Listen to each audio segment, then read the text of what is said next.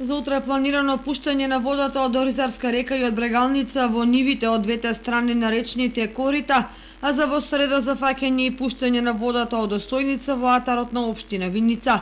Меѓутоа, поради ненавремената подготовка на површините, од кој дел се уште не се изорани и израмнети, можни се само делумни полнења на нивите со вода. Како тоа ќе се одрази на навремениот и целосен старт на сеидбата, тешко е да се предвиди. Земјоделците се жалат на временските услови поради дождот и ниските температури, а во водостопанство на недисциплината која е присутна во полињата.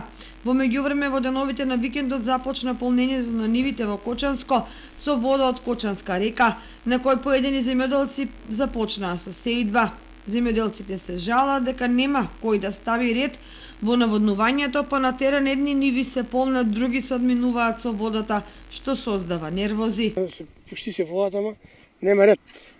Глеј, сега ние три ниви тука пуниме, гората нема, другата нема, подводија ги, од краја водата нема. Значи немат водари они. Они треба водари да се стават и ред да створат. А ние се караме, те, гледај, од сабаля водата рикаде што тука, сека капка вода нема, тека летката. И сега поселат сам го, сабалката глубите, чака, готово нема ништо него. Меѓутоа, повеќето ќе почекаат за топлување на времето, бидејќи не е добро семето да се фрли во ладна вода.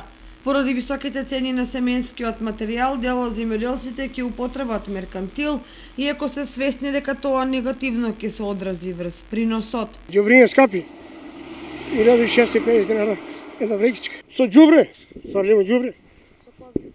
3,16 уреа. Ама што да правиш, мораш да го даеш. За да добиеш. Ако не му даеш на нивото на оризу ѓубре како што треба, нема шанса да се рода дете. Тоа е меродавно за оризу.